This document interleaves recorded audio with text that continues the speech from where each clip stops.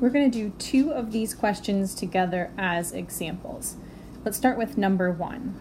We have Edna, and she has a yearly salary, a commission, interest that she maybe made on a banking account of some type, and she also has money that she put toward a retirement plan and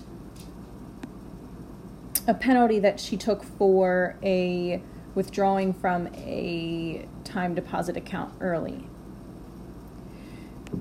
So first we're going to find her gross income. Her gross income includes her actual salary and her commission and the interest that she made. So her gross income is all of those three sources of income added up is $40,590. To find her adjusted gross income, you have to subtract out her deductions. So her first deduction was the $2,000 that she put towards her retirement plan. And then the other deduction was the penalty that she took for withdrawing funds early from a time deposit account.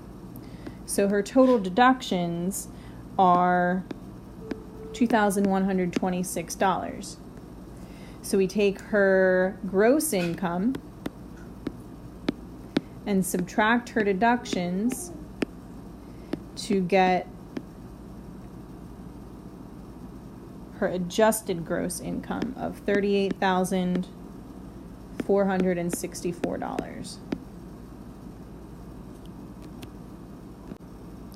Next, we're going to take a look at number 11.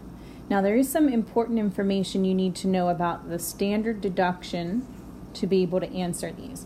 And again, this changes every year, so every single year you'd have to look up these numbers again when you file your taxes.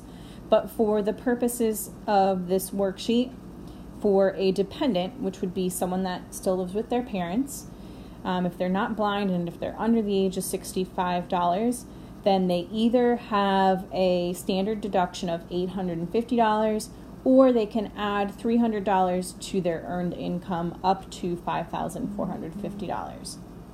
So here we have Vera, and she worked for 20 weeks last year, and she worked 15 hours per week at $8.25 per hour.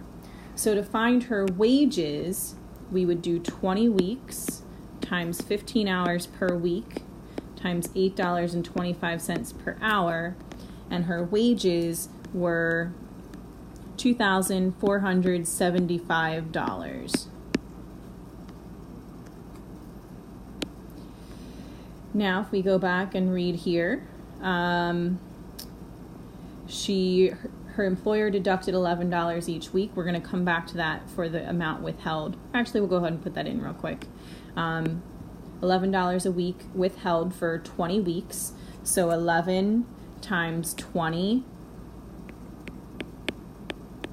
So the amount that was withheld from her paycheck was $220. And she also earned $308.62 from interest.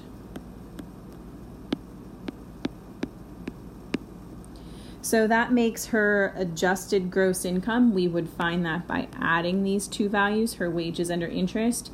That would be $2,783.62. Now her deductions, we have to come back up here and use this rule. It's $300 more than her earned income, which was the $2,475. So if we add $300 to that, we get $2,775. And that's more than $850 and less than the maximum of $5,450. So that value is okay there. Now, to find her taxable income, we have to subtract her adjusted gross income minus her deductions. So the 2783.62 minus 2775.00. That means her taxable income was $8.62. Now I have to pause here for a moment to go and look at the tax table to see how much tax she owes on that. Now this is a very small part of a very large set of tables. And again, these numbers change every single year. The actual set of tables is probably hundreds of pages long, so this is just a short piece of those.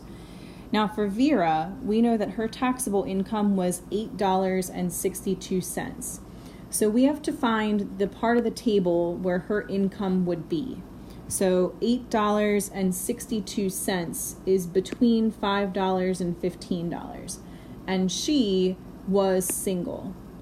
So that means where we find the point where that row and that column intersect, and her tax was $1. So let's go back to our table and fill that in. So from our tax table, we saw that she owed $1 in taxes, but she paid $220. So she overpaid by $219, which means that is the amount her refund will be.